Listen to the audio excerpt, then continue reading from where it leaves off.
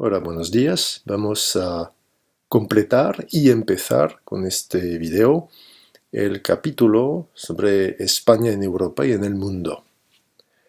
Este capítulo nos permite ver cuál es la relación entre España y el resto del mundo y también la evolución de esta relación. Vamos a ver en qué medida España se ha vuelto un país abierto al mundo. Para considerar esto, vamos a empezar con un documento que, lo espero, todos vais a tener en vuestras manos en algunos meses. Se trata del certificado de éxito en el examen del bachillerato. Es el documento oficial que dice que tenéis el bachillerato. Lo podéis ver, no es un documento francés, es un documento español, es un documento oficial del Ministerio de Educación. Y para los que tienen la paciencia y las ganas de pedirlo y obtenerlo, aquí tenemos el diploma oficial que dice que el rey de España, Felipe VI, otorga el título de bachiller a un alumno francés, aquí a una alumna francés que siguió las lecciones de Bachibac. Me parece que es un buen ejemplo de lo que puede ser esta apertura de España al mundo, esta influencia que hoy en día España puede tener en sus vecinos, en los países europeos. Para considerar la evolución de España y de su relación con Europa y el mundo, estas dos fotografías me parecen una buena introducción. La primera, en blanco y negro, representa un encuentro en Hendaya, en Francia, en la frontera con España, el 23 de octubre de 1940. En la fotografía podéis reconocer a la izquierda el canciller de Alemania, el Führer del Imperio Alemán. Se trata de Adolf Hitler, por supuesto. Y a la derecha pues vemos a un personaje muy sonriente que es el general Francisco Franco, el caudillo de España, el que dirige entonces el país después de una guerra civil. A la derecha vemos una fotografía en colores tomada en Nueva York el 20 de septiembre de 2016. Vemos aquí al rey de España, Felipe VI, hablando en la tribuna de la Organización de Naciones Unidas. Eso ilustra la evolución profunda a nivel político, a nivel diplomático del país, un país que pasó de ser un estado totalitario, cerrado, a un paso vinculado a Europa y que reivindica un papel en la diplomacia mundial. Un país abierto, un país con fronteras abiertas. Bueno, fronteras abiertas, normalmente sí, pero ahora mismo con el coronavirus la situación es un poco distinta y lo espero excepcional. Vamos a ver cómo se hace este cambio, cómo se realiza este cambio, y lo vamos a ver en tres etapas.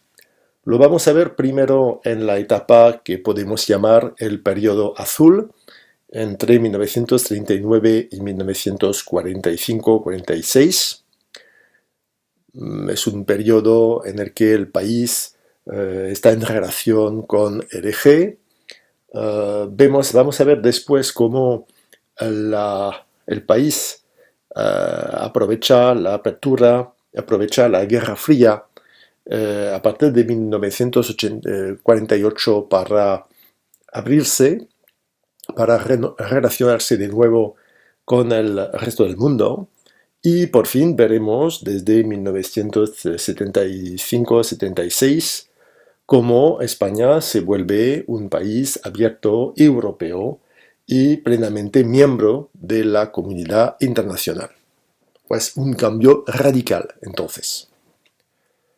Primero, España es un estado totalitario vinculado al eje, es decir, Alemania nazi e Italia fascista, y vamos a ver cuál es su situación internacional en aquel momento, más o menos durante la Segunda Guerra Mundial, entre 1939, 1945 y más o menos hasta 1946.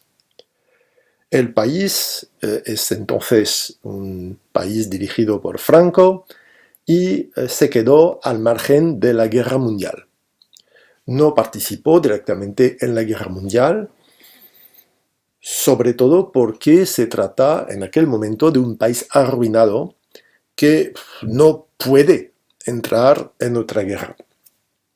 El país sale destruido de la guerra civil, no estaba listo para otro enfrentamiento, pase lo que pase y quiera lo que quiera el dirigente, el general Franco. En efecto, la producción agrícola industrial en 1939 representa más o menos el 75% de la de 1929. El país ha sufrido 300.000 muertos, más o menos el exilio de 400.000 personas. Hay también algo como 300.000 prisioneros de guerra en enero de 1940, como lo vemos en la fotografía con estas ruinas de Belchite en Aragón. Muchas viviendas fueron destruidas, unas 250.000. Los ferrocarriles salen destruidos al 40%. Y el país conoce el racionamiento a partir de 1938 y necesitaba, para que la gente no muriera de hambre, necesitaba pues importar comida, importar trigo de América del Norte. Por eso, al desencadenarse el conflicto, España se declaró neutral. Más precisamente, navega entre neutralidad y no beligerencia. ¿Cuál es la situación de España en aquel momento?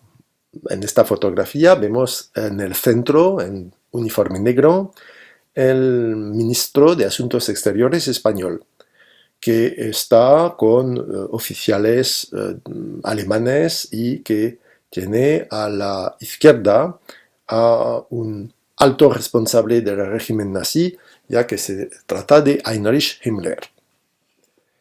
Lo vemos otra vez en Italia con dos altos representantes del régimen italiano. El personaje a la derecha lo conocéis, se trata de Benito Mussolini, el duce, es el jefe del gobierno italiano, pero no es el jefe del Estado, ya que en Italia en aquel momento hay un rey, Víctor Manuel III.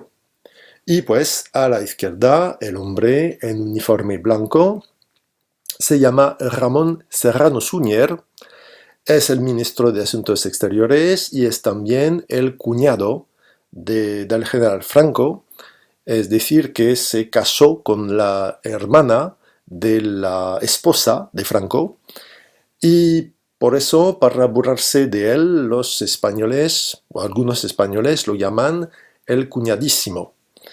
Franco tiene como título generalísimo de todos los ejércitos, pues su cuñado es el cuñadísimo. Lo podríamos traducir en francés por el super beau-frère, o quizás sería mejor para dar esta dimensión peyorativa, mejor podríamos llamarlo le beaufissime. De todas formas, este personaje está a favor de una relación estrecha entre España y los regímenes fascista y nazi. Está a favor de instaurar en España un régimen parecido. Quiere dar al partido único de la España de Franco un papel comparable con el papel del partido fascista o del partido nazi. La relación parece efectivamente estrecha, lo vemos en esta tarjeta postal italiana. Los tres líderes se encuentran en anillos entrelazados que reflejan este sentido de alianza, de ideología en común. Estos dirigentes se encontraron, lo vemos aquí en esta fotografía, se trata del famoso encuentro de Hendaya, el 23 de octubre de 1940. En aquel momento Franco está de acuerdo para intervenir en la guerra, pero tiene condiciones que Hitler no puede aceptar. Reclama trigo, petróleo, armas y también algunas colonias francesas. Y bueno, para Hitler, por lo menos en aquel momento, el precio es demasiado alto. De la misma forma, el caudillo encontró a Mussolini en Bordighera, en Italia, en febrero de 1941, y en la fotografía otra vez vemos de izquierda a derecha Serrano Suñer, el generalísimo Franco y el duque Mussolini. Entonces, en el momento del estallido del conflicto, ¿qué hace España? Pues España elige la neutralidad. Elige la neutralidad, como lo vimos en octubre de 1940, el encuentro de Hendaya no cambió nada. España no puede integrar el conflicto y por eso se queda neutral. Franco necesita, por ejemplo, el trigo que viene de Estados Unidos, que viene de Canadá, que viene de Argentina, y sin una ayuda masiva y sin una garantía de abastecimiento por parte del eje, no puede intervenir. Sin embargo, notamos en aquella época una propaganda que no parece la propaganda de un país neutral. Lo vemos con este cartel, ilustrando la alianza entre Italia, Alemania y España. Aquí también vemos que están presentes juntos pues la España de Franco, la Italia de Mussolini, la Alemania de Hitler y también el Portugal de Salazar. El periódico del Partido Único, Arriba, evoca y se entusiasma por el encuentro entre Franco y Hitler. Un periódico como La Voz de España, que no es un diario fascista, es un diario que se proclama tradicionalista, entonces es de extrema derecha pero no fascista, en su portada pues titula Una patria, un Estado, un caudillo, lo que es exactamente el equivalente de la expresión alemana Ein Reich, ein Volk, ein Führer. Pues así que España parece un curioso país neutral. Y en efecto, su posición cambia, o parece cambiar, a partir de 1941. Entra en lo que llaman la no beligerancia.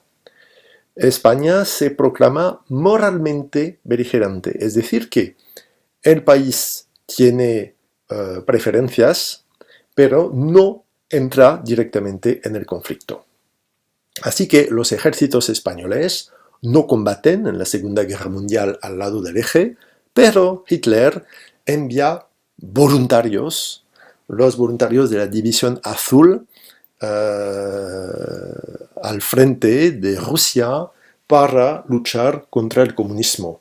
En efecto, España había firmado en marzo de 1939 el pacto anticomintern, es decir, una especie de alianza anticomunista que existe entre Alemania, Italia y pues también España.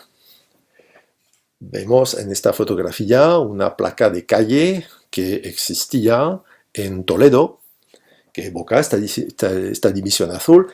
Pues se trata de soldados españoles bajo uniforme alemán. No pueden llevar su propio uniforme, ya que otra vez, de forma oficial, España no es un país beligerante. El cartel de la izquierda confirma el motivo de esta intervención.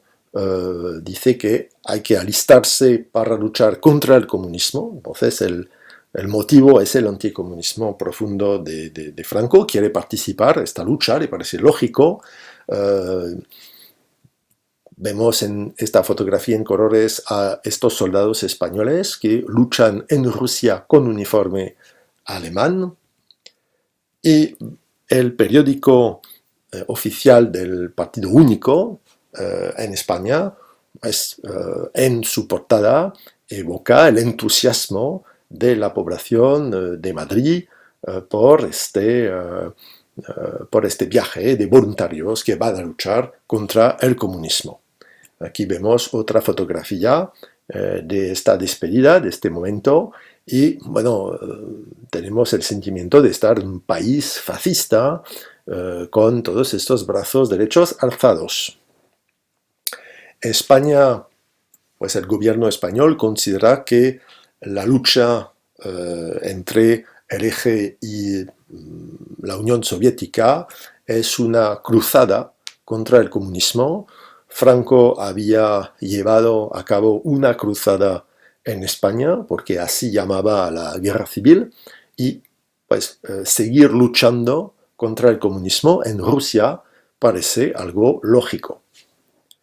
Sin embargo, a partir de 1943, la guerra parece volverse claramente desfavorable para las potencias del eje, y por eso España abandona su no beligerancia para volver a la neutralidad, una neutralidad que llama vigilante.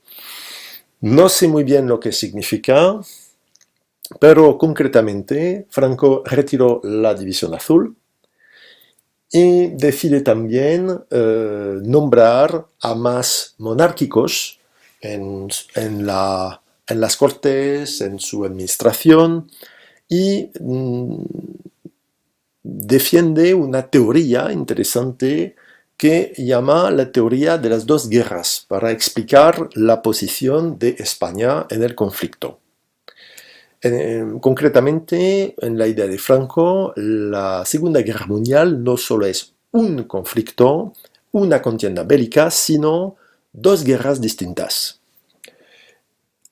En su idea hay un primer conflicto que es una lucha entre los anglosajones por un lado y el eje por otro. Y en este conflicto España quiere quedar neutral. Pero existiría una segunda guerra, que es la guerra entre la Unión Soviética y el eje. Y en esta guerra España se afirma a favor del eje y contra, sobre todo, el comunismo. Franco añade una tercera guerra. En realidad no solo tenemos una teoría de las dos guerras, sino de las tres guerras, porque dice que existe una tercera guerra entre los anglosajones y Japón, en Asia, en el Pacífico, y en esta guerra España está a favor de los anglosajones. Bueno, es una posición que parece un poco compleja y que permite justificar la neutralidad global de España.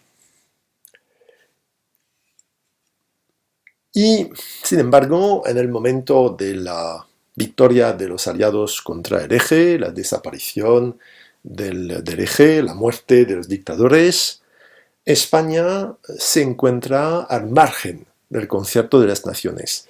España entra en un periodo de dificultades. Los peores tiempos empiezan para Franco, para su régimen, porque los aliados victoriosos en aquel momento veían con disgusto el apoyo franquista a Alemania y consideran al régimen de Franco un régimen fascista, y a Franco, diga lo que diga, un régimen fascista aliado del eje. Por eso España entra en un periodo de aislamiento diplomático. Lo vemos en esta caricatura anglosajona, vemos a los dirigentes aliados, podemos reconocer a un general muy grande que es el general de Gaulle, y están pasando sin hablar, sin percibir la presencia de Franco, y eso ilustra precisamente la distancia que se hace. De la misma forma, esta caricatura francesa muestra la imagen que Franco tiene a nivel internacional, es la imagen de un general que ha tomado el poder por la fuerza, un general de extrema derecha, vinculado con la Iglesia Católica más tradicionalista, en relación también con el fascismo, y podemos ver en su barriga una pequeña cruz llamada, y tiene también esa imagen de carnicero de España, el que mató a muchísimas personas sin problemas de conciencia. Esta otra caricatura francesa lo muestra en un campo cerrado por muros.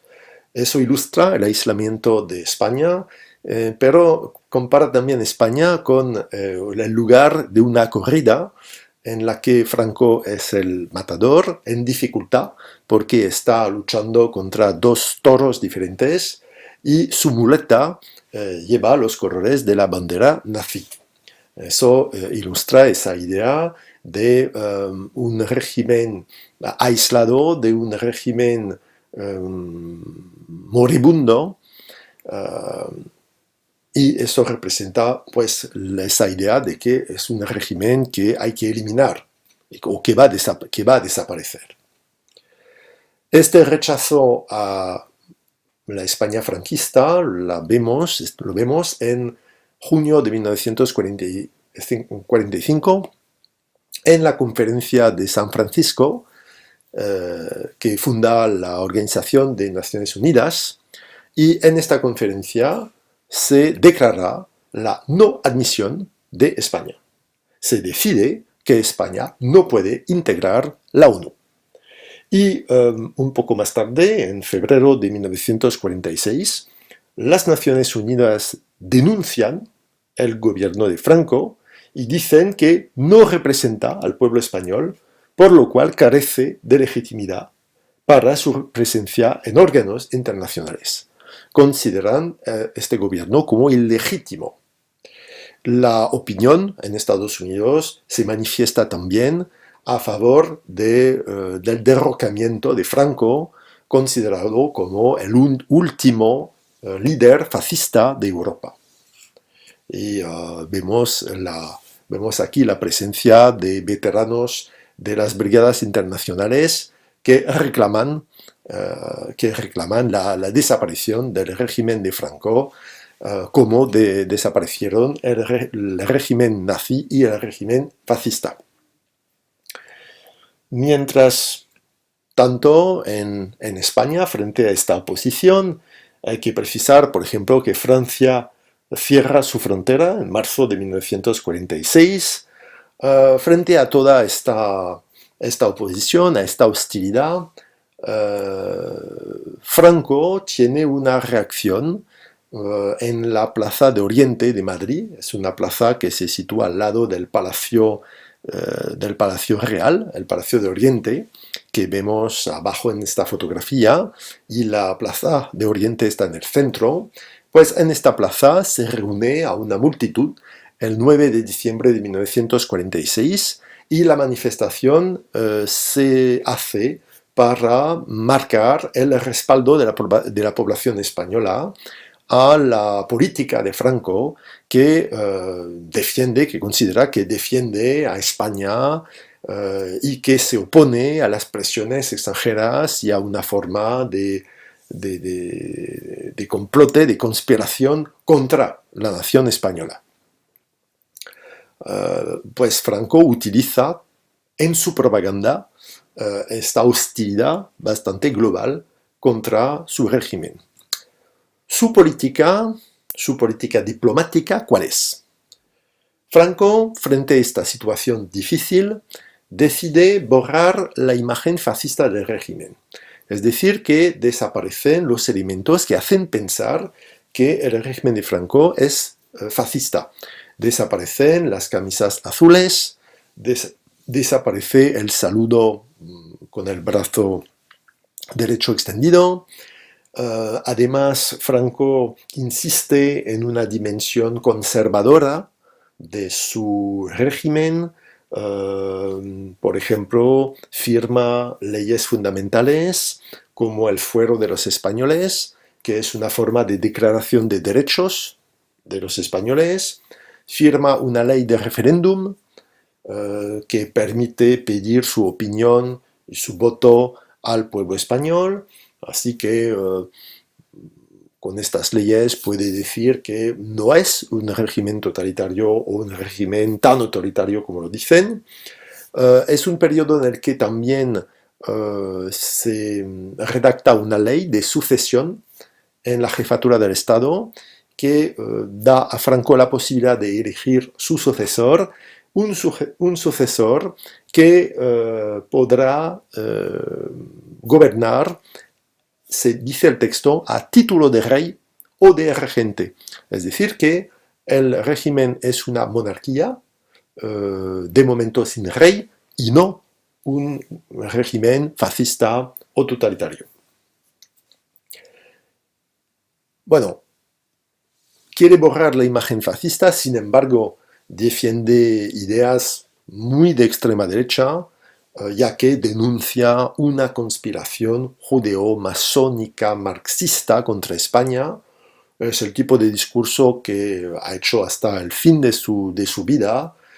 Y bueno, aquí vemos la dimensión anticomunista, por supuesto, pero eso de judeo-masónica, bueno, es algo que podemos encontrar en los discursos de un hombre como Hitler o en Francia, en boca del mariscal Pétain. Franco, en cuanto a la diplomacia, busca relaciones amistosas con el mundo árabe, porque pues necesita petróleo, y de la misma forma nunca ha reconocido el Estado de Israel. En la época franquista, España no tiene relaciones diplomáticas con Israel y no reconoce la existencia de Israel. Busca también el respaldo de los países latinoamericanos, insistiendo en su idioma común, su historia, su cultura común, y, por ejemplo, busca la ayuda de un país como Argentina para tener cereales. Y busca la comprensión de los más anticomunistas y conservadores de Europa, como en Portugal, y también pues, de Estados Unidos. Esperando que el anticomunismo pueda servir para salir de esta situación muy delicada y muy peligrosa para él. Aislamiento diplomático, entonces, que se acompaña de un aislamiento económico y comercial. España efectivamente se enfrenta a un boicot político, pero también económico. España, lo vemos en la fotografía, sufre hambre, falta comida, vemos aquí a tiendas bastante vacías, y el país efectivamente sufre racionamiento. El poder explica que tiene una política de autarquía, es decir, que el Estado controla el comercio exterior, limita las importaciones, porque España tendría la capacidad de producir lo que necesita, lo que no es verdad, pero hablando de una política de autarquía, se justifica una situación que en realidad España sufre. El racionamiento significa que los españoles para comprar productos de base tienen que llevar una cartilla individual de racionamiento y presentar a los comerciantes cupones de racionamiento. Este sistema limita el consumo, limita la cantidad de productos que los españoles pueden comprar, pero no garantiza que puedan encontrar efectivamente los productos de base. Y de hecho, este periodo de los años 40 son años de hambre, y de hambre de verdad para los españoles. Casi, pues más o menos podemos hablar de hambruna. El hambre es algo muy presente. Y por eso España busca ayuda, Franco busca ayudas, y ayudas que pocos países quieren otorgar a España. Uno de estos países es la Argentina del presidente Juan Perón.